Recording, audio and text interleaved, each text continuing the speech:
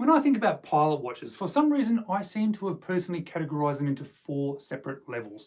Now these are not probably the right levels, but this is how I think of them. Firstly, at level 1 there is this super affordable pilot watches. Pilot watches, Flieger watches, watches that aren't particularly expensive, watches that you can buy at a real bargain price. The second level for me above that tends to fit watches like these Lacos. I think these watches are still relatively affordable, but they're a bit of a step up from some of these other bargain Fliegers that I've seen. The third level is another step up in pricing again, and that's where I think Stowa fits in. Better quality, but more expensive, a sort of tiered working your way up the levels. And then at level 4 is the much more expensive Flieger watches and much more expensive pilot watches like the ones that IWC put out. This is how I seem to categorize them, which is why I'm actually rather excited today to put 2 of these categories side by side, the Stowa and the Laco.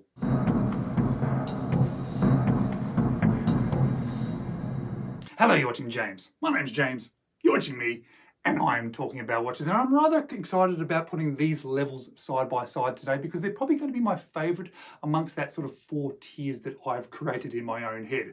Because I like the fact that they're not the super affordable ones, and I like the fact that they're not the super high-end luxury watches. They are probably the more achievable price range watches within this style.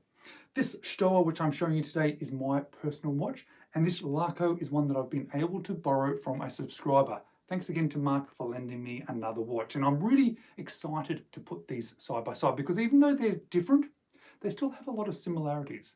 They're both from well-known brands that have heritage surrounding pilot watches.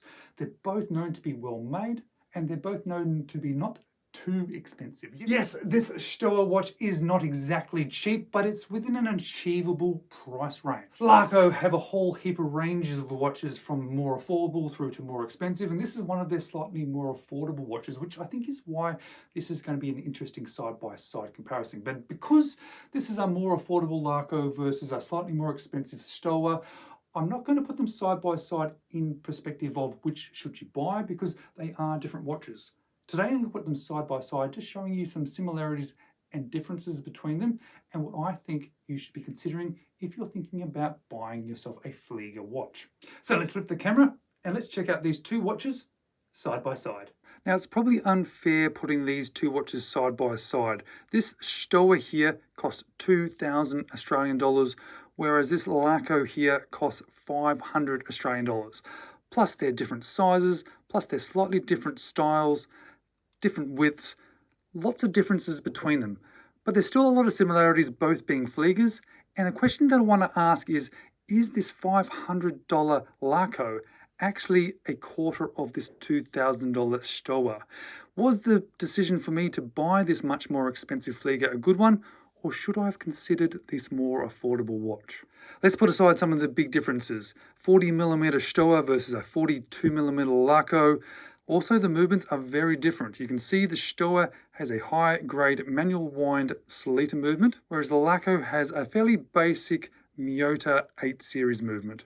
But even with those differences, there is some real obvious things that stand out between these 2. The Laco feels bigger and chunkier. I know it's a bigger watch, but it has some real heft to it. The Stowa, yes, it's smaller, so of course it's going to be smaller, but it has a real delicate nature to it. It feels significantly different to the larger watch. Even if it was the same sort of overall size as the Laco, I think this one would actually have a real different in-hand experience. The cases are significantly different. The Laco on the right is all sandblasted, which is nice, but it has a very sort of consistent sort of feel to it. Whereas the Stowa has a beautiful all brushed case, which really does elevate it. Elevates it from the look and the feel in hand. Also, when you're looking at the dial in the hands, even though the style is the same, there really is some big differences. You really do see the refinement in the Stowa over the Laco. The hands on the Laco are black with lume, whereas the heat-treated blue hands on the Stowa really do stand out, especially when it hits the light in a particular way. I really sort of do feel that the Stowa has all those elements of refinement that really do sort of overshadow the Laco. And that really is the big differences between these watches, the refinement of them. And normally you kind of expect that from a more expensive watch, and I did expect that from a more expensive watch. But what really surprises me is how much more refined this Stowa is over that Laco. Everything about it feels much nicer. It feels much nicer in hand, on wrist, and just looking at it. At 4 times the price of this Laco, I actually think it is worth 4 times the price. And I don't really say that about watches when it talks about price differences as much as this one. Because at 1/4 of the price, you kind of expected there to be big differences, and there are, but there is something just so special about this Stowa that it really stands out to me. I would, in my experience with these watches, with my thoughts on these watches, if I was considering these watches, I personally, in my experience, with my sort of likes and tastes of watches, would pick the Stowa and save up for it.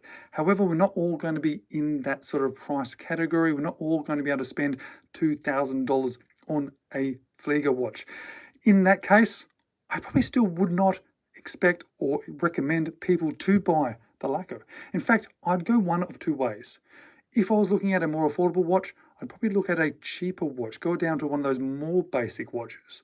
Or I would save up and get the nicer watch. And I very, very rarely say that. I very rarely say save up a lot more money or spend less money. But in this case, that's my advice. Guys, thank you so much for watching. I know it was just a quick video today, but it was really interesting having these 2 German Flieger brands side by side. It's something that I've wanted to do for some time. And whilst we wait for the next video that's due out fairly soon, maybe check out these 2 videos next.